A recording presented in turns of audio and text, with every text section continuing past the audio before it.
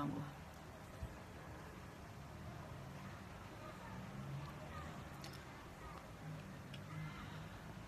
Vamos lá, vamos lá. Vamos tentar buscar... Ei, amor. Vamos tentar buscar Bruno, Bona, Tri. Ei, Gustavo. Pra gente falar de coisa séria, vocês não me desconcentrem, por favor. Vou chamar Bruno aqui, só um minutinho. Ver se eu consigo chamar ele.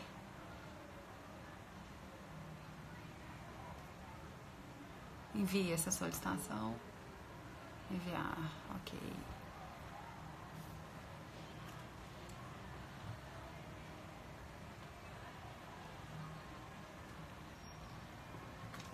Vamos ver se...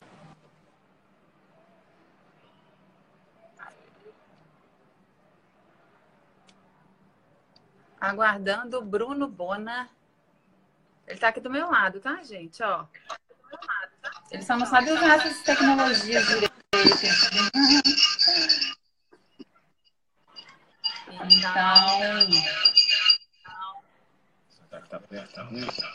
eu acho melhor fazer junto isso aí. Vai dar certo. Espera aí só um minuto, tá? Vai dar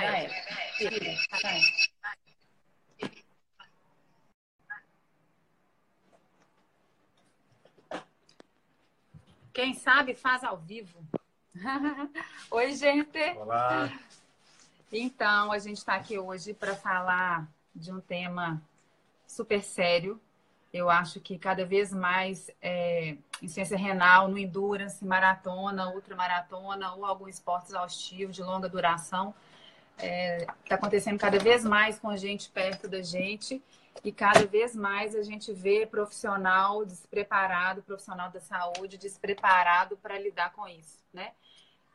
Eu sou clínica geral, cardiologista, sou ecocardiografista. Sou titulada pela SBC de cardiologia e ecocardiografia. Fiz o curso de envelhecimento saudável e nutrologia esportiva na BWS em São Paulo. Bruno, meu marido, é clínico geral. Fala, né? Pode falar? Pode.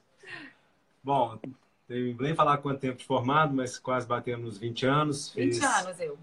Clínica médica, cardiologia e terapia intensiva, e hoje eu coordeno CTI adulto e trabalho, sou concursado, sou capitão médico do quadro de saúde da Polícia Militar aqui de Minas Gerais. Então, a insuficiência renal é uma vivência, né, na nossa prática médica, principalmente na UTI, e começamos o triatlo há 2 anos, então vivemos do lado do paciente também, né, e, principalmente na atividade de endurance, o risco, né, que a gente corre por praticar uma atividade que traz tanto dano ao corpo quanto não acompanhado de uma forma adequada. Meus pacientes sabem que eu falo, gente, triatlon de longa distância não é saudável.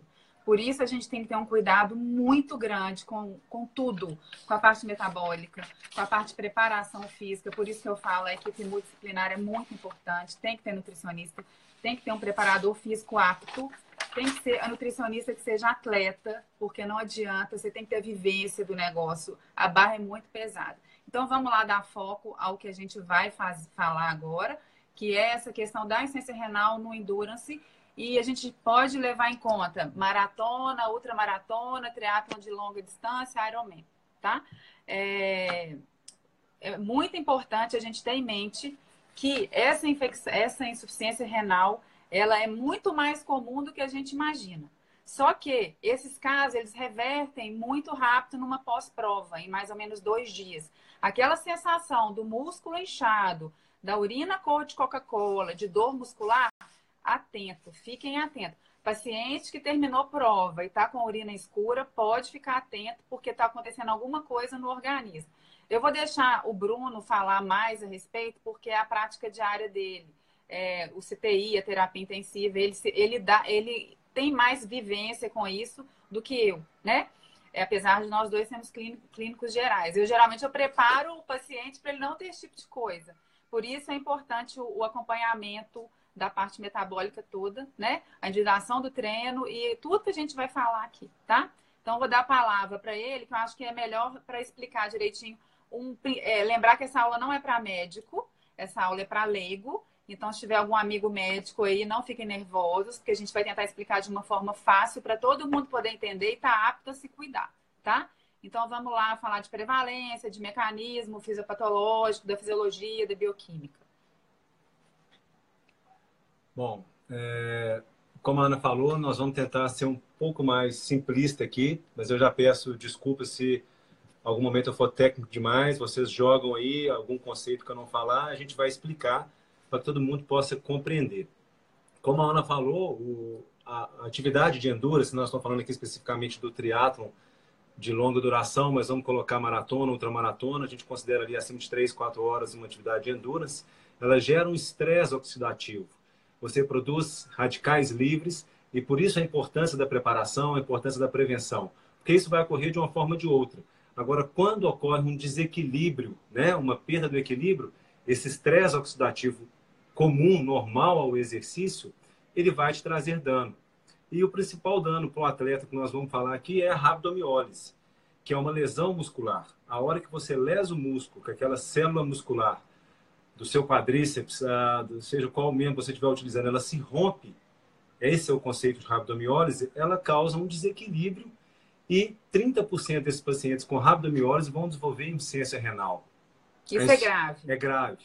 Né? A insuficiência renal, vou conceituar para vocês daqui a pouco, mas nos casos que o paciente necessita internar, 40% vão a óbito.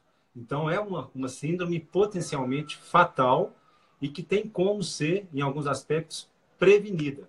Né? E é isso que eu acho que vai ser o plus da nossa discussão, chegar no final, depois de tudo, como que eu posso prevenir, como que eu posso evitar, como que eu não posso ser um desses atletas que vai chegar a ter esse tipo de lesão a ponto de precisar internar e correr o risco de uma diálise e um risco de outras complicações e óbito. Né? Eu acho importante falar uma coisa aqui. Todo mundo sabe, minha CPK está alta. Vocês sabem o que é CPK? A CPK é o que fica dentro da célula muscular. E ela não sai da célula muscular, ela não atravessa a membrana plasmática. Então, você não vai ter a nível alto dela no sangue se você não tem uma lesão nessa célula muscular. Então, a partir do momento que você lesou a célula do músculo, ela vai cair na corrente sanguínea. E ela vai ser a maior causadora desse dano renal. Então, quando você fala, minha CPK está alta, atente-se a isso. Ela é o que fica dentro da célula do músculo e que vai para a corrente sanguínea causar a maioria dos danos, né? Isso. Qualquer dano muscular leve, ou até mesmo uma injeção intramuscular que você tomar, vai liberar CPK, mas a gente tem os valores de referência, as faixas aonde isso significa doença, patologia e aonde não. Então, a primeira coisa que eu queria conceituar, né, é a nossa água corporal total. Vocês têm noção de quanto vocês têm de água, né, do tanto de água que nós temos no organismo? A nossa água corporal total é em torno de 60% do nosso peso. Então, um paciente, né, um atleta de 70 quilos, ele vai ter em torno de 42 litros de água. Parece, né, pouco, mas é muita água. Desses 42 litros, 2/3, ou seja, 28 litros, estão dentro das suas células. Não é um líquido que está circulando, que está na sua veia, que está no seu sangue. Então, 2/3 de toda a nossa água corporal está dentro das suas células. E vamos lembrar que a nossa grande parte dessas células estão no tecido muscular. Do 1/3 que está fora da célula, nós temos aí, sobraram, né, 42 litros, 28 dentro da célula, 14 fora. Só 4 desses litros, desses 14 litros, que são o seu sangue, que são a sua volemia. Os outros 10 litros estão distribuídos, que a gente chama de interstício, entre as células. Estou falando isso tudo só para vocês terem uma noção da quantidade de água que tem dentro das suas células. E se tem água, tem soluto. Tem os nossos íons, principalmente potássio e sódio. Os que a gente preocupa tanto, né? Numa atividade física exaustiva. Que a gente vai perdendo suor e é o que a gente preocupa na desidratação. E por que é a importância? Cada um está no seu lugar. E o nosso organismo gasta uma energia imensa para manter esse equilíbrio de água, sódio e potássio. O potássio ele é um íon que está 98% do total de potássio dentro da célula. Só 2% que está fora da célula. Ao contrário do sódio, que a sua maioria está fora da célula. Por que isso é importante? Imagina, eu falei que a nossa água corporal total, a maioria está dentro da célula. A hora que eu tenho uma ruptura dessa célula, que é a rabdomiólise, que eu tenho a lesão muscular, o que vai cair para o tecido e para a corrente sanguínea? Eu vou perder água e vou perder potássio. O pool de potássio que estava armazenado na célula vai para tecido e para a corrente sanguínea. E eu acho que todo mundo sabe os riscos, né, de um potássio alto no sangue. É um íon que a gente controla muito estritamente dentro do ambiente hospitalar e ele está envolvido no equilíbrio, principalmente da contratilidade e da condução elétrica do coração. Eu vou deixar a Ana fazer o adendo. Adendo. Prestem atenção. Povo que tem mania de tomar diurético, poupador de potássio para perder peso antes de prova. Vai fazer hiperpotassemia, vai ter arritmia cardíaca, vai bater as botas. Depois não sabe, o atleta desmaiou no meio da prova. A arritmia mata. Isso são as causas de morte súbita, geralmente nessas provas que ficam sem explicação, tá? Então, cuidado. Espironolactona, achando que vai perder peso. Você está poupando potássio, você está perdendo água, você vai fazer distúrbio eletrolítico e vai piorar a situação. Então, para entrar numa prova, não tem que tomar anti-inflamatório, não tem que tomar espironolactona, não tem que fazer nada disso. Tem que treinar direito e fazer as coisas direito. E isso é grave. A gente vê muito isso acontecendo. Então, potássio alto, arritmia cardíaca, morte. Ok? O nosso maior medo dentro vou falar da UTI, que é a nossa, onde nós temos pacientes graves, é o potássio alto, que inclusive é uma indicação formal de diálise. Então, só um adendo, que na hora que eu tenho a lesão da célula muscular, eu libero um pool enorme de potássio para o meio onde ele não deveria estar e ele é tóxico. Tá? Então, ele pode me causar uma morte súbita por uma hipercalemia, que é o aumento de potássio, ou consequências mais tardias, mais deletérias também. Então, vamos lá. Falamos o primeiro conceito da água, do equilíbrio do sódio e do potássio. A hora que eu lesei aquela célula muscular pela atividade física, né, pelo desequilíbrio do organismo, de não conseguir mais manter a oxidação e a produção de radical livre, lesei aquela célula, caiu o potássio, perdi água e outras substâncias na circulação. Qual que é a mais importante em termos da insuficiência renal? É a mioglobina. Vocês vão lembrar da hemoglobina no sangue. Não é a hemoglobina que se liga ao oxigênio e vai levar para os tecidos? No músculo, quem leva o oxigênio para dentro da célula e para as estruturas celulares é a mioglobina. A hora que essa mioglobina ela cai na nossa circulação, ela vai chegar até o rim recebe 25% do nosso débito cardíaco. Então, olha a importância de um órgão só, ele recebe 1/4 de todo o sangue que o seu coração coloca na circulação. A hora que essa mioglobina chega no rim, ela tem um peso molecular que ela é filtrada, ela cai nos tubos renais e ela se deposita. Além de causar uma toxicidade por si só, por se depositar, ela altera todo o ambiente renal, causando uma vasoconstrição. O que é a vasoconstrição? Fechamento das artérias renais. Que é o mecanismo de defesa do rim para manter a volemia do organismo. As microartérias. Só um minutinho. Depois eu estou vendo as perguntas todas, a gente vai responder depois, tá? Água de coco pode, cápsula de sal pode, mas a gente vai responder depois. Deixa a gente só explicar, depois a gente vai respondendo tudo isso aí. Então, eu estou lesando o rim, porque a mioglobina se deposita lá, gera um processo inflamatório, faz a vasoconstrição. Se as artérias renais estão fechadas, falta fluxo, falta oxigênio no rim, e esse é um ciclo vicioso. E aí está instalada a necrose, ou seja, a morte celular do túbulo renal, e se instala a insuficiência renal. 30% das pessoas que têm rabdomiólise, que é quando a CPK, que a Ana falou no começo, que a gente dosa no sangue, chega a em torno de 5.000, 30% dos pacientes vão desenvolver insuficiência renal. E se desenvolve insuficiência renal aguda, a chance de dialisar é muito grande, porque é agudo.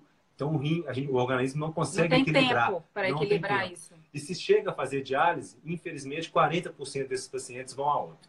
Uma coisa importante, se você fizer um treino de longa distância, eu sou louca para fazer isso, botar todo mundo a pedalar 100 km na cidade administrativa e colher o exame de sangue na noite anterior e depois do treino. É óbvio que a CPK vai estar aumentada. Existe, óbvio. Porque você usou seu músculo. Claro que os indivíduos melhor treinados vão ter um aumento menos significativo. Os indivíduos pior treinados e que têm mais massa muscular vão ter um aumento mais significativo dessa CPK. Então, às vezes, você surta e fala, vou dosar minha CPK. Não é assim.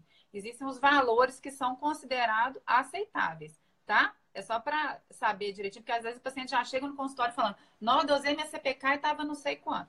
Então, existe critério para isso. Inclusive, às vezes, aquele atleta que não está engatando no treino, que está cursando com fadiga muscular, que não está rendendo, a gente faz o exame para poder ver e ter uma noção se precisa de descanso ou se realmente não está bem condicionado ou não está bem metabolicamente para aquele tipo de treino.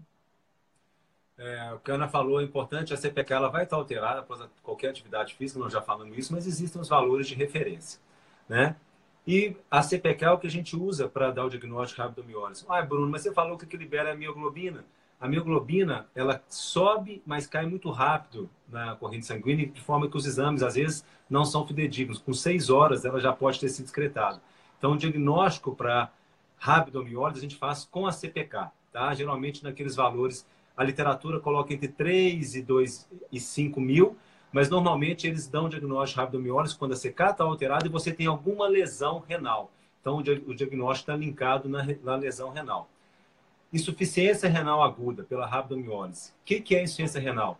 Como o nome diz, quando eu perdi a minha capacidade do rim de funcionar, de fazer a sua função. Qual que é a função do rim?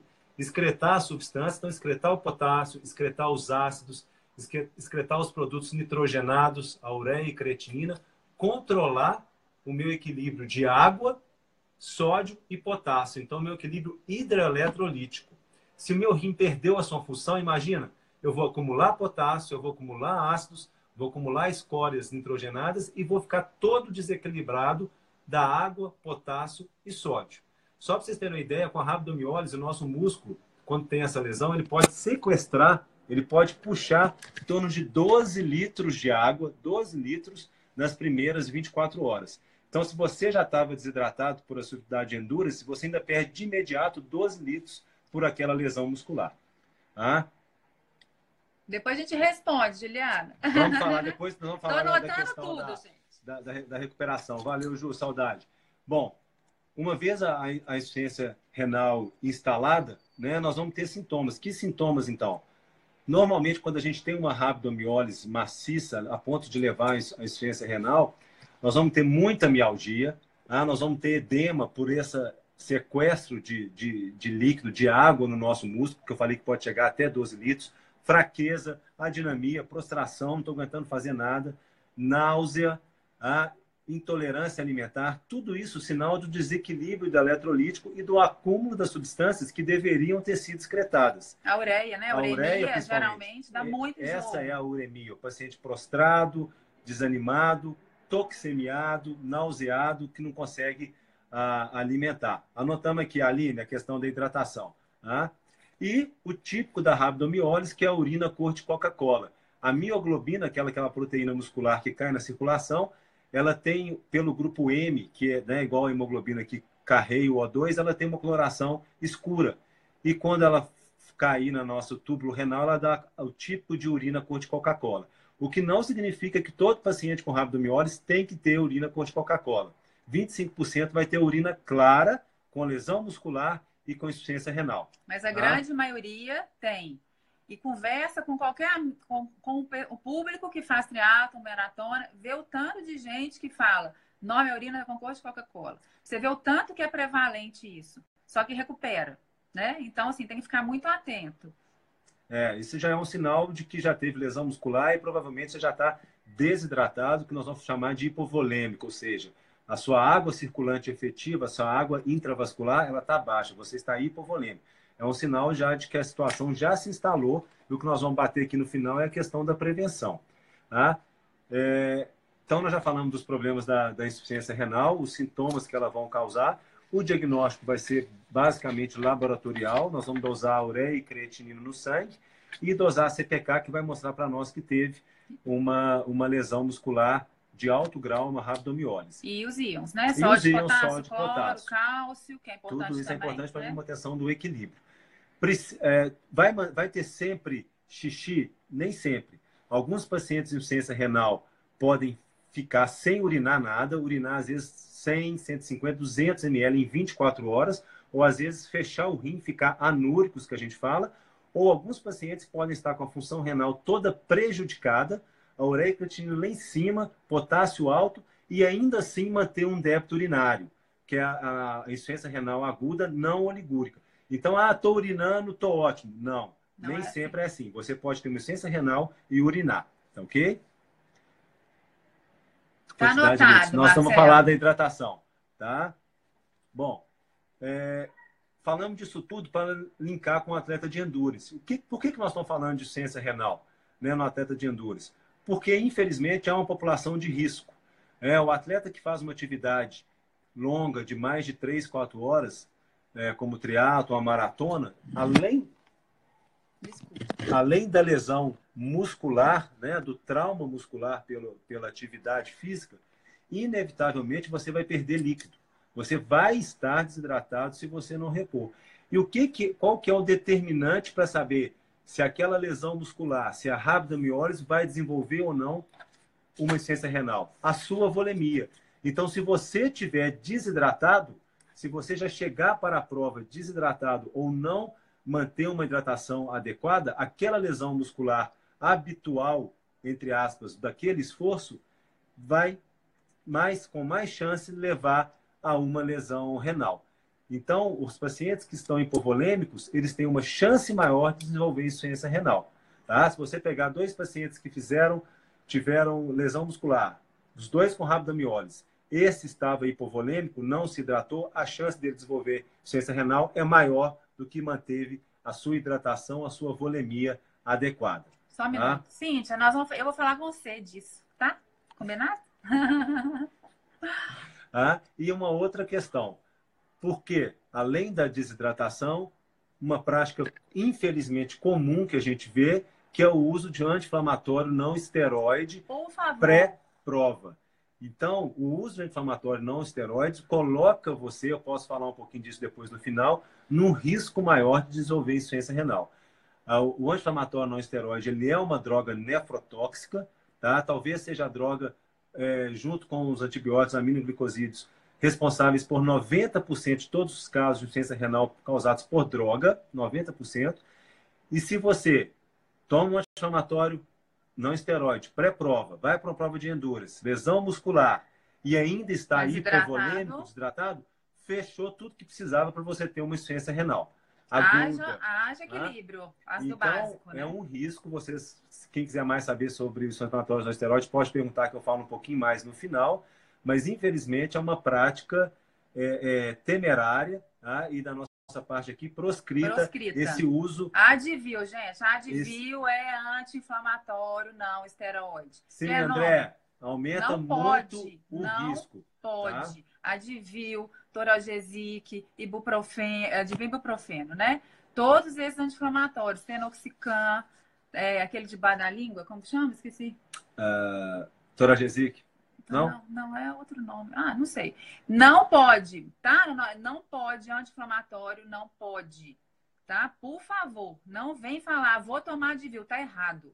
Se você tá com dor, não tá preparado, não faz a prova. Não tem que achar que a Advil vai salvar sua dor na hora da prova, não. Treina direito, ok? Então, assim, escutou, 90% do uso de anti-inflamatório pode dar insuficiência renal. Tá dado o recado. Acho que o mais importante dessa live é isso. Porque é irritante o tanto de gente que a gente vê falando que tá tomando Advil para fazer prova e para tirar a dor de prova. Não vai render mais por causa de Advil, tá? E vai poder falir o rim. Eu acho que vale a pena a gente, não é nem perder, né? A gente ganhar 2 ou 3 minutos falando disso. Anti-inflamatório é uma medicação que, nós, como médicos, prescrevemos, né? Obviamente que tem as suas indicações, mas... Em condições... ou seja, com as indicações. Como qualquer outra medicação, mesmo a dipirona, paracetamol, tem seus efeitos colaterais, mas com a prática, com a experiência, a gente vai tendo respeito, né? E medo de alguns medicamentos. Na UTI, que é um ambiente onde todos os pacientes estão de risco, são pacientes críticos, então é um ambiente diferente. É uma medicação praticamente proscrita, que a gente usa rarissimamente, exceto em pós-operatórios, para analgesia, Então, a gente não usa porque aqueles pacientes já estão em risco. E se eu dou uma droga nefrotóxica, potencialmente nefrotóxica, a chance de desenvolver insuficiência renal é muito grande. Então, vão trazer esse raciocínio para o atleta. Né? Ele já vai ter uma lesão de endurance, ele já vai ter uma lesão muscular, ele já vai estar provavelmente com déficit de hidratação e ainda utilizando uma droga nefrotóxica. Os anti-inflamatórios, não esteroides, eles alteram toda a produção de prostaglandinas, que são anti-inflamatórios, são inflamatórios naturais e fundamentais no equilíbrio da perfusão renal e da função renal, assim como de outros sistemas orgânicos. Nós estamos falando do rim. A partir do momento que eu bloqueio a produção dessas prostaglandinas pelo anti-inflamatório, o meu rim fica mal perfundido. Ele vai ser mal perfundido, ele não vai receber adequadamente o fluxo sanguíneo e o oxigênio. A partir daí, é igual nós falamos, o efeito da desidratação. Gera todo um ciclo vicioso. Então, o anti-inflamatório, somado a todo o risco que o atleta corre, é uma droga de altíssimo risco. Se você acha que tem as particularidades, e detalhe, quem é hipertenso vai piorar a hipertensão. Então, às vezes, você pega paciente que é hipertenso. Tem atleta hipertenso, que era obeso, que ainda é hipertenso. Então, você vai tomar o anti-inflamatório, além de piorar o rim, você vai piorar a pressão do paciente ainda. Então, por favor, isso aqui tem que estar... a maior mensagem dessa live de hoje é isso. Cuidado, tá? Não é um medicamento inocente. Não estou falando, né, para não tomar anti-inflamatório. Todos nós somos sujeitos a lesões, a tendinites, lesões musculares, né? Eu falo pré-prova. Então, vai ter indicação ali de fazer o curso de anti-inflamatório que o seu médico vai prescrever. Mas eu não vejo sentido, não existe nada na literatura que eu tomar um anti-inflamatório no dia anterior ou levar para a prova e no meio da prova eu tomar um anti-inflamatório, ele vai melhorar o meu rendimento, a minha performance. Ele pode até tirar a dor e o seu desconforto, né? Mas às custas de um preço muito alto. Agora, cá entre nós, fazer uma maratona e um meio Iron, um Iron sem dor e desconforto, isso não existe, né? Isso é inerente à prova, são provas de extrema fadiga, então nós vamos ter essa dor e desconforto, né? Então, eu acho que não existe nada científico ou baseado na literatura médica que justifique o uso de um anti-inflamatório imediatamente pré ou intra-prova. Então, por isso que eu acho que é uma prática condenável e está colocando, na verdade, a sua saúde em risco. Tá ok? O Bruno está chegando aí. Bruno, não pode usar anti-inflamatório durante a prova, pré-prova, senão o rim vai dar problema. Tá, amigo? Bem-vindo aí, comandante. Bom, nós falamos aí da disfunção da fisiopatologia, né? Do principal que tem que ficar é a hipovolemia, então a desidratação. Se você tiver uma lesão muscular e estiver desidratado, o prognóstico é pior. E o risco do anti-inflamatório. Agora vamos falar do que a gente pode fazer, né? Que é o tratamento e depois da prevenção. A partir do momento que a gente diagnosticou uma rabdomiólise e uma potencial insuficiência renal ou uma insuficiência renal instalada, a primeira coisa é a gente repor, né, o líquido daquele paciente. Então a gente tem que hidratar. É diferente do que a gente faz pré-prova de uma hidratação oral. Esse paciente vai receber uma hidratação venosa, muitas vezes até 8 ou 12 horas. Vou te responder, Carol Dadoro. 8 a 12 litros de soro em 12 a 24 horas. Então, é muito soro, muito líquido que a gente tem que dar. Isso aí é para o paciente acometido, tá, gente?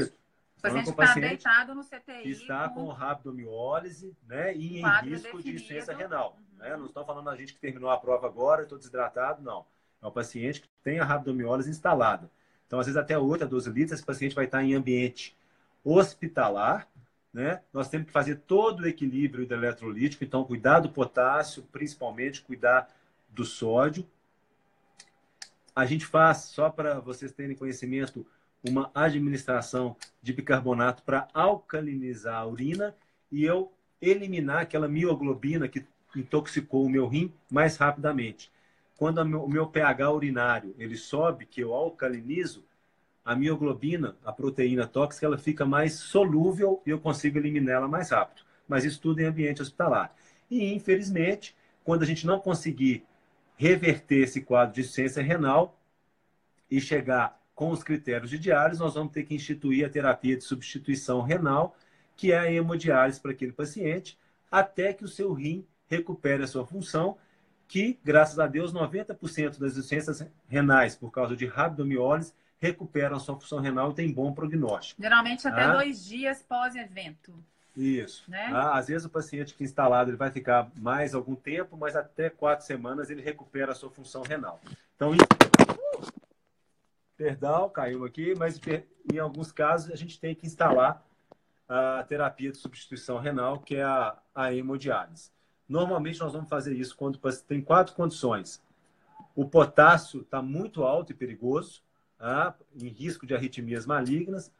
Quando o paciente está muito urêmico, que eu falei, aquela prostração intensa, às vezes até comatoso. Quando ele não urina nada, se ele não urina nada, para onde foi o líquido, né, que eu dei? Então eu tenho que tirar com a hemodiálise. Ou para o músculo, para o coração, pode dar ciência cardíaca. Ai, gente, tá chato isso. Peraí, calma. Pode dar ciência cardíaca. Ou quando os ácidos estão muito altos, eu preciso dialisar por causa dos ácidos do acúmulo de acidose. Edema cerebral. Então, assim, os órgãos podem ser acometidos, né? Eu acho que é isso. Agora nós vamos falar um pouquinho, então, de tratamento. Tem Olha só quanto tempo já tem aí. Nós temos tem mais um menos meia hora. A gente pode prevenir? Podemos sim. A gente tem medidas que a gente pode prevenir essa rabdomiólise e, consequentemente, prevenir a possibilidade, né, de uma insuficiência renal. Tá? Então, a primeira coisa, eu acho que é a hidratação adequada. Né? Você tem que entrar para a prova... Eu hidratado. Não adianta estar hiperidratado, né? Que você pode, às vezes, ter um distúrbio de sódio baixo. Mas, em atletas, normalmente, se você se hidratar para mais na prova, o seu rim vai compensar isso e até na hora da prova você vai urinar. Outra coisa, rapidinho, que me perguntaram. Atleta que não é hipertenso, que em condições normais de treino e que treina direitinho e vai fazer uma prova, não tem que ter dieta hipossódica. É só usar o raciocínio. Então, às vezes, chega perguntando, mas eu vou fazer dieta hipossódica. Tá errado, tem que comer sódio. Claro que é tudo equilibrado. Por isso que existe nutricionista para calcular essas coisas. E por isso que uma prova dessa não é brincadeira. Então, o atleta que não é hipertenso, ele tem dieta de sódio normal. Tá? E durante a prova, que já perguntaram da cápsula de sal, tem que ser calculado. É claro que o sódio é um pouco empírico, a não ser que você faça exame de sangue seriado durante o treino para saber como que é a sua perda de sódio, cada um é de um jeito. Mas pelo menos 200 a 300, 200 a 600 miligramas de sódio por hora. Então, a gente tem os isotônicos, tem que calcular, ler rótulo, aprende a ler rótulo. Tem as cápsulas de sal. Agora, cápsula de sal, existem 1000 marcas no mercado. Então, tem que ler o rótulo. Não adianta falar, vou tomar uma cápsula de sal. Tem cápsula de sal Dexid, que é 300 miligramas. Tem cápsula de sal da Gatorade, que é 600 miligramas. Os fatores ambientais, né? Você vai estar quente calor, no local, você vai estar calor, frio. você vai transpirar mais, você não então, vai... assim, uma dica basicona, faz um treino no calor, nas mesmas condições da prova, de roupa preta. E olha como que sua roupa vai ficar. Se ela vai ficar muito branca, se ela não vai ficar muito branca. Porque aquele branco é o sódio que você está perdendo. E não foi reposto. Tá? Então, o sódio é empírico, não existe uma fórmula, vou ter que tomar isso que vai repor isso. Por isso que existe treino, e por isso que existe nutricionista, e por isso que existe treinador, por isso que existe médico. Para a gente poder fazer tudo antes da prova e testar tudo, para na hora da prova não ter nenhum tipo de problema. O Fê, a hiponatremia, não sei se aí você perguntou, é a baixa do sódio, desculpa, tá? O sódio é nátrium, né, no latim, então a gente fala hiponatremia, assim como a gente fala hipocalemia, que é o potássio, que vem de cálcio. Então, nós estamos falando de sódio. Se você se hidratar demais com líquido hipotônico, ou seja, água, você pode repor mais água do que o soluto, do que o sódio, e seu sódio cair. O cara falou, é muito difícil aqui a gente dar uma receita de bolo. Eu tenho que tomar tantos litros, eu tenho que tomar tantas cápsulas de sal. A ideia, eu acho, que é ter a nutricionista, né, ter o médico, treinar, testar tudo antes. Tudo testado. Né? Tudo tem que ser testado, né? Para cada um.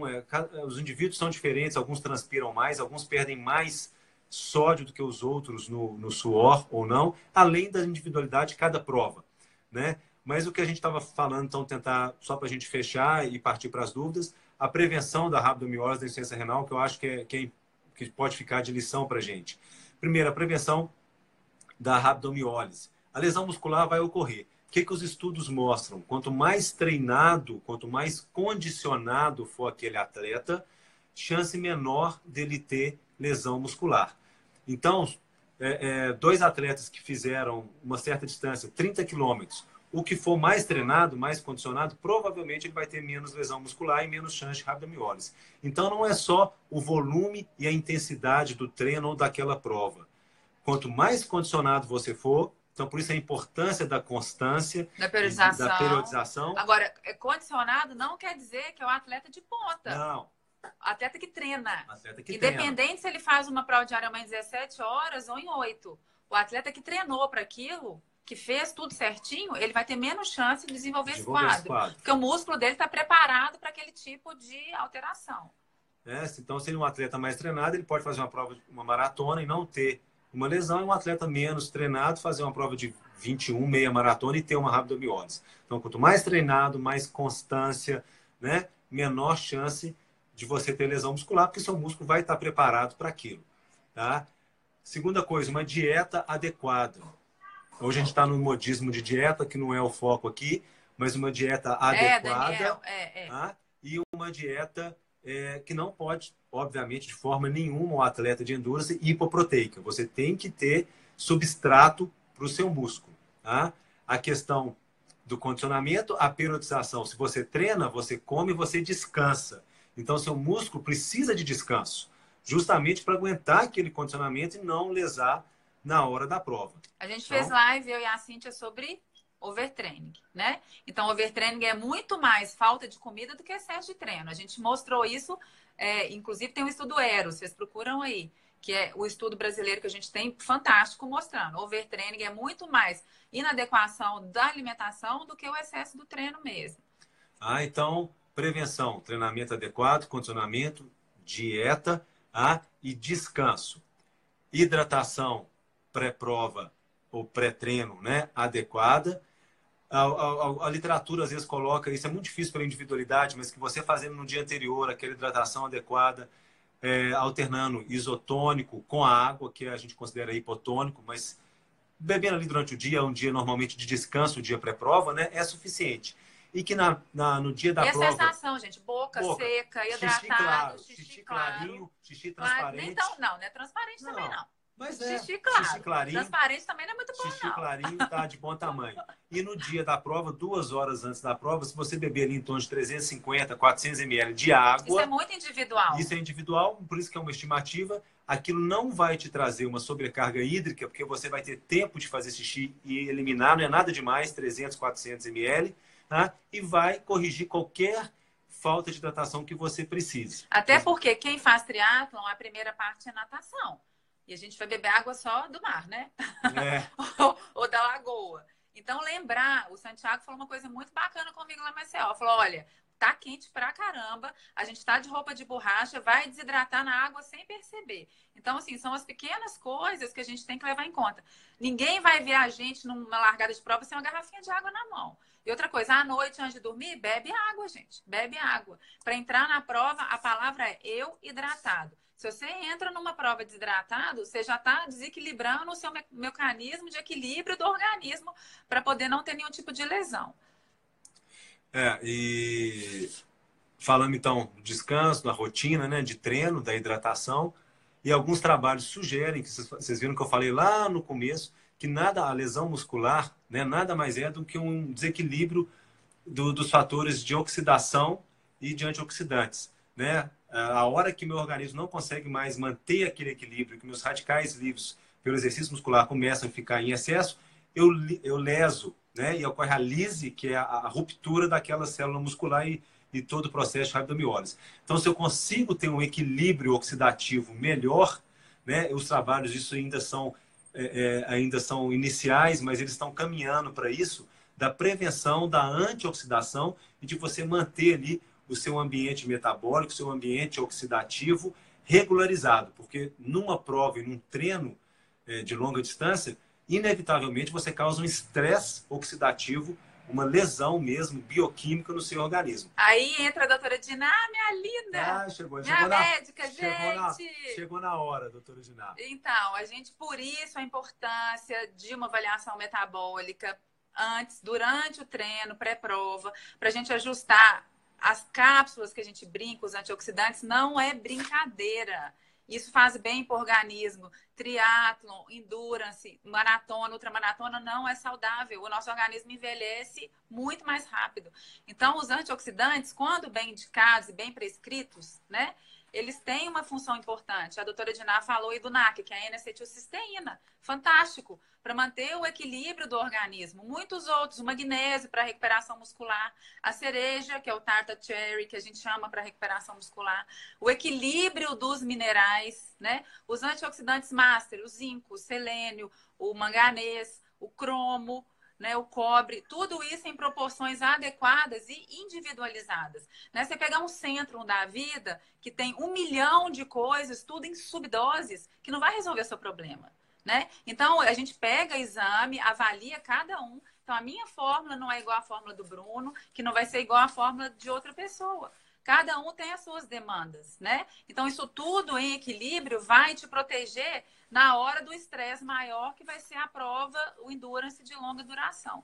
Então, não subestime e falar, você vai fazer um xixi rico tomando antioxidante. Quem está falando isso não estudou e não sabe o conceito e o benefício que isso traz para o organismo, né? Não é à toa que a gente tem 43 e 42 anos, viu? Tô meio então, enrugadinho, aí, mas ó. a gente vai fazendo, né? Só responder, doutora Diná, uma coisa mais técnica, mas pedir licença que doutor Diná ainda não tem nenhum aminoácido dos estudos trabalhando com isso, sabe? Ainda são estudos experimentais dessa prevenção de aminoácido, de antioxidação, mas pelo tudo que a gente lê, a medicina toda está caminhando muito para isso, né? Para as reações bioquímicas lá nos primórdios, de tratar o mecanismo e não o sintoma que aparece para a gente. Né? Parece que tudo está muito ligado na análise muscular e na liberação na queda dos níveis de glutationa, né, que é um tripeptídeo, mas ainda não tem nada muito definido, está experimental, mas eu acho que vai caminhar para isso. Tá? A gente tem fórmulas que a gente às vezes coloca glutationa, a gente gosta bastante, né, doutora Diná?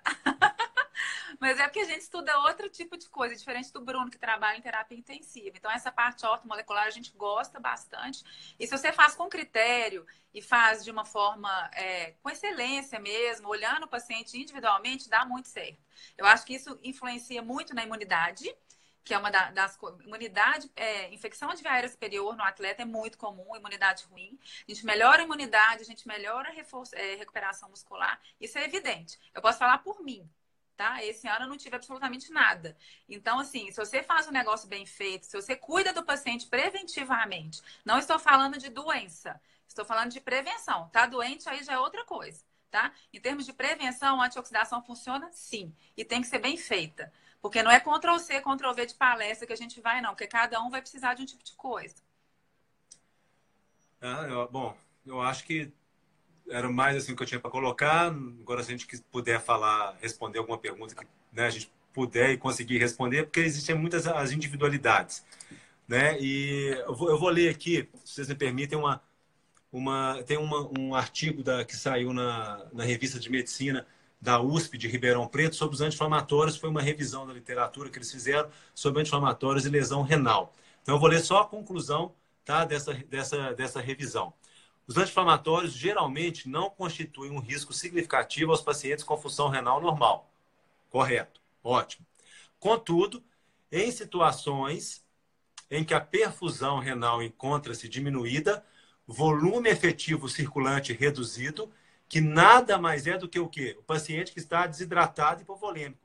Qual atleta de endurance que não está, né, durante uma prova ou no final da prova? Então, nesses pacientes,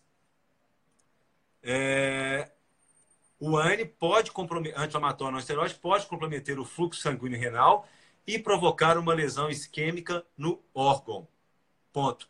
A prescrição dessa classe de droga deve ser criteriosa, especialmente para os pacientes considerados de alto risco, entre parênteses, diabéticos e hipovolêmicos, que somos nós, os atletas desidratados. Tá? Vamos tentar responder as perguntas. Então, eu acho assim, take home messages, né? Eu acho que dessa live. Anti-inflamatório é veneno. Não existe indicação. Se você me mostrar um trabalho científico de relevância falando sobre o uso de anti-inflamatório, melhora de performance ou alguma coisa que vai trazer algum benefício, não existe. Muito pelo contrário, você pode estar prejudicando o seu mecanismo de equilíbrio, ácido básico, e predispondo a uma rabdomiólise com uma insuficiência renal aguda. Então, anti-inflamatório não esteroide, leia-se ibuprofeno, tenoxicam, Voltaren, Tilatil, Toragesic, naproxifeno, proibido, proscrito. Tá bom, Ju. Proscrito, ok? Diurético, poupador de potássio. Leia, aldactona, espirulactona. Proibido. Perde peso nos 3 meses que você tem para preparar para a prova. Vai perder peso durante a semana de prova, você vai diminuir performance, vai poupar potássio. Potássio alto causa arritmia cardíaca, morte súbita. Ok? Então, 2 medicações que a gente vê perguntando a todo momento, proscrito, não pode. Acho que isso é o mais importante, né? E lembrar que a preparação para uma prova de Ironman, de maratona, outra maratona, começa 3 meses antes, tá? Então, tem responsabilidade de fazer seu treino direito, de comer adequadamente, né? De fazer a sua recuperação muscular, de evitar o seu overtreino, que a gente já falou aqui em outra live. Então, vai fazer uma prova dessa, se comprometa. Faça as coisas direito, tá? Às vezes a gente vê cada coisa que eu fico impressionada. Eu falo, é muita coragem. E aí vai acontecer. Às vezes o paciente cuida, ainda acontece coisa errada. Imagina se você não cuida, né? Eu acho que tem que ter muita responsabilidade para entrar para uma competição desse tipo. Eu vi que a Elaine aqui perguntou do Advil tá de proibido. É ibuprofeno. E o Magnus falou ali, professor, feliz de você estar aí. A questão da dor. Nós estamos falando assim de coisas um pouco distintas. Vamos colocar situações. Como a Ana falou, um preparo, né, para um meio Iron, para uma maratona, ele envolve um treinamento pesado, risco de lesão, dor. E talvez nesse treinamento seja necessário você fazer um tratamento com anti-inflamatório quando indicado, né? E ninguém está falando para não tomar, não é isso.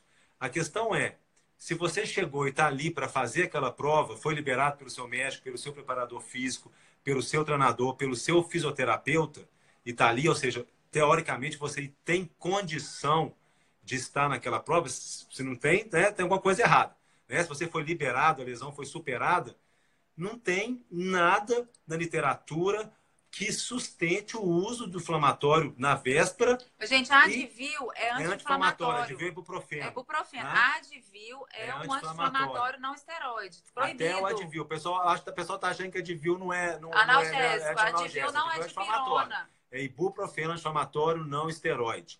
Igual diclofenaco, igual piroxicam, igual feldene, igual tenoxicam. Enfim, tem vários. Se você tem uma dor limitante, você não vai fazer a prova, gente. Você não devia... ou você não faz. Tomar, né? Igual eu falei, a lesão foi tratada, você está bem, está lá, ótimo. Agora, tomar pré-prova de hoje para a prova amanhã ou tomar intra-prova, não tem sentido isso. A prova vai ter dor, vai ser sofrida. Se chegar na limitação de você ter que parar, para. Mas tomar um anti-inflamatório, primeiro, ali na fase aguda, ele não vai te fazer parar totalmente, sentir a dor e de completar a prova. E está colocando a sua saúde e seu rim em risco. Então, não tem nada na literatura médica que sustente isso. Nós estamos falando ali no pré-prova imediato e intra-prova. Tá? Eu acho que o Loyola perguntou e até quanto tempo você pode tomar antes. Ô, Loyola, isso é muito individual. Não existe essa resposta. Anti-inflamatório, qual que é a regra? Normalmente a gente faz cursos curtos, o mais curto possível, tá? Justamente para não expor o seu rim e o seu organismo aos efeitos colaterais do anti-inflamatório. O ideal que eu vejo assim, pelo metabolismo do anti-inflamatório ser liberado, é no mínimo uma semana antes da prova, você já está sem a medicação. Tá? Que qualquer sobrecarga renal que você tenha causado pelo uso do anti-inflamatório, após a suspensão, com 4, 7 dias, você já regulariza todo o fluxo renal. Então, isso é difícil te dar essa resposta, mas eu acho que até 7 dias você já tem que ter parado de tomar o anti-inflamatório para chegar na prova com o seu fluxo renal, com a sua circulação renal normalizada. Tá? Eu acho que de anti-inflamatório, acho que foi isso. Hidratação. Prestar atenção, garrafinha d'água. Eu termino a prova, pergunta para quem termina a prova comigo. A primeira pergunta que eu faço, fez xixi? Você fez xixi? Para todo mundo eu pergunto, você fez xixi? Por quê? Tem que fazer xixi. tá? Tem gente que às vezes fica 12 horas sem fazer xixi, tá errado, tá? Cuidado com álcool. Perguntar álcool? Não, pode. Às vezes a gente brinca, cervejinha e tal. Gente, álcool e performance não combinam. Então, na semana de prova, álcool tá proibido, tá? A gente já não bebe muito, porque a gente não dá conta de treinar se beber. Então, álcool proibido. Pós-prova, vai beber, comemorar, faz parte do processo ser feliz. Ok. Mas hidrata, faz xixi, vê se tá tudo bem, alimenta, depois você vai comemorar. Tá bom? Agora, hidratação pós-prova. Não existe uma fórmula, é tudo individual também. Mas o que a gente fala durante a prova gira em torno de 600 ml de líquido por hora, tá? Claro que um homem mais pesado vai ter que beber mais água, uma mulher mais leve vai ter que beber menos água. Mas o número mágico é mais ou menos 600 ml. Do mesmo jeito que o de sódio é mais ou menos 300 miligramas. Mas é lógico, um atleta de ponta que tem uma performance violenta, ele vai precisar de muito mais do que isso, que as perdas são muito maiores, tá? Pós-prova, regra prática, hidrata até seu xixi ficar bom, tá? Porque não vai ter fórmula mágica para você saber quanto que você tem que beber. Então, enquanto seu xixi não estiver normal, você continua hidratando. Tá? Para falar isso, a gente tem que fazer um estudo, tem que te colocar para fazer um treino parecido num laboratório, colher o seu xixi, colher seus exames de sangue, seu suor. Então, seria uma coisa inviável não na prática. Então, acho que a dica é essa, né? Até o seu xixi clarear. Duas questões aqui. O Brunão perguntou de Coca-Cola. O Bruno, fiquei na dúvida aqui. Pré-prova, intra-prova, durante a prova, a gente toma Coca-Cola por duas questões. Primeiro, porque tem o sódio e glicose. Então, glicose de absorção rápida, né? É gostoso, Coca-Cola gelada, ou sendo aquele esforço, então ela desce fácil. Muitas vezes ali no final da prova o gel já não está descendo, você já não está descendo muita coisa, então ela desce fácil, vai te dar um pouco de sódio e de glicose para poder terminar, né? Então, ali, no meio da prova. Pós-prova, ela já não tem nenhuma função para hidratação. Você pode tomar para comemorar, porque você gosta, né? Para dar uma sensação de bem-estar. Mas para hidratação, não. Pelo contrário. Ela pode desidratar. Ela pode desidratar porque tem conservantes, acidulantes, tudo aquilo, né, que vem ali de conservantes que não são legais. Alguém perguntou de água de coco. Pode. Pode. A questão do potássio, na minha garrafinha água de coco. A questão do potássio é só para o paciente que está com a função renal prejudicada. Então, já é o atleta que já teve a lesão, tá? Então, é o que está lá no hospital. Tá?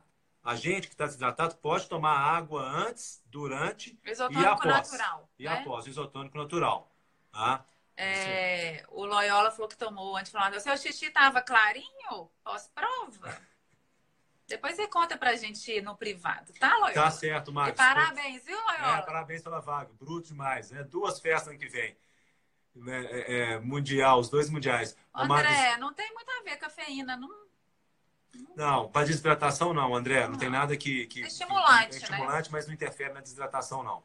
E o que o Marcos falou é verdade. Às vezes, até você atingir o seu estado de hidratação, não vai ser uma coisa rápida com 12, 24 horas. Talvez se prolongue por mais tempo. Tá? A Ju perguntou do processo de recuperação muscular. Fiquei um pouco na dúvida, Ju, da sua pergunta. O processo de recuperação da lesão muscular ele é lento. Tá? Uma coisa é a lesão grave com rabdomiólise, que vai demorar muito tempo, talvez às vezes mais de 72 horas no mínimo, a musculatura diferente. Tá? E a questão só da prova quando a gente tem a lesão sem ser uma rabdomiólise franca.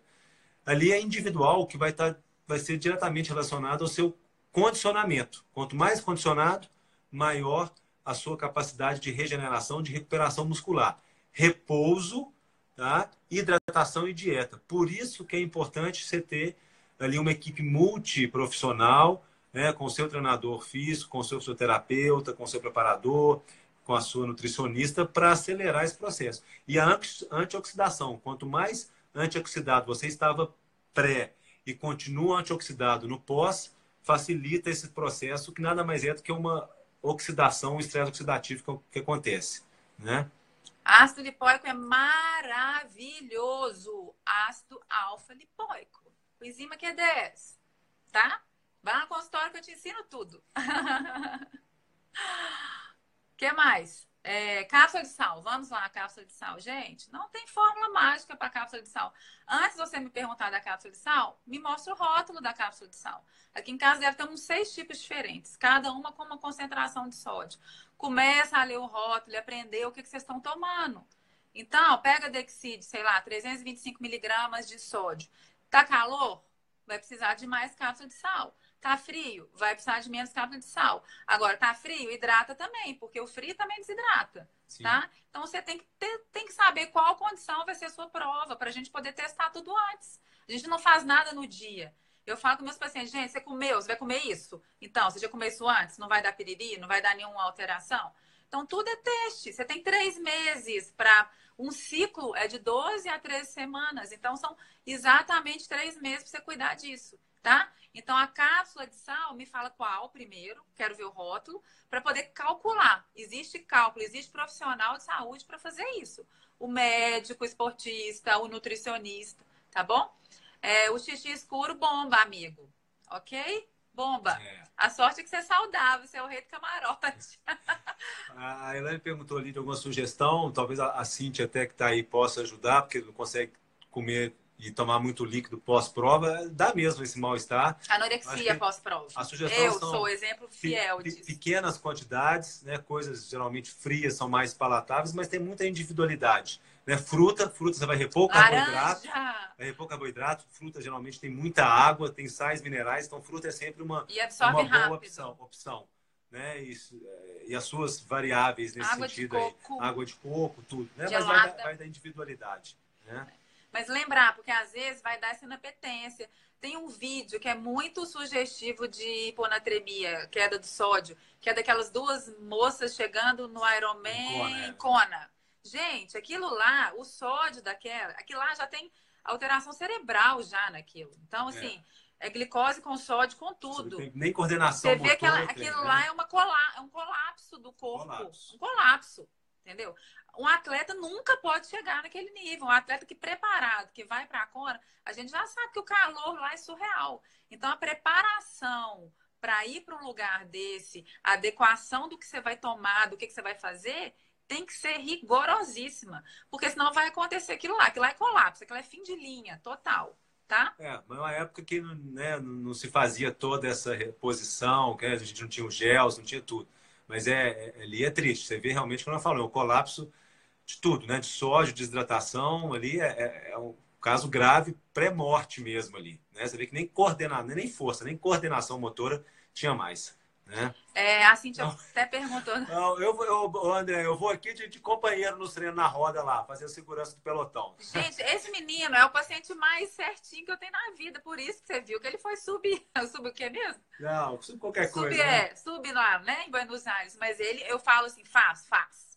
Mas ele já percebeu que o fazer certo dá resultado.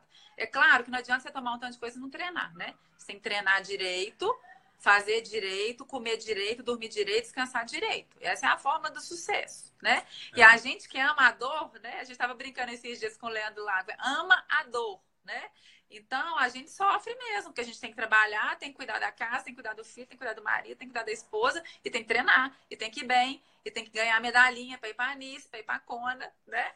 Eu acho que essa está acabando o tempo aqui, mas acho que essa é uma mensagem importante também, né? Acho que cada um com os seus objetivos, mas lembrar que a maioria de nós, né, tem a Carol aí, que é quase profissional, a coach Érica, a Cíntia, todo mundo, Loyola, Bruto, Érica, coach. Todo mundo.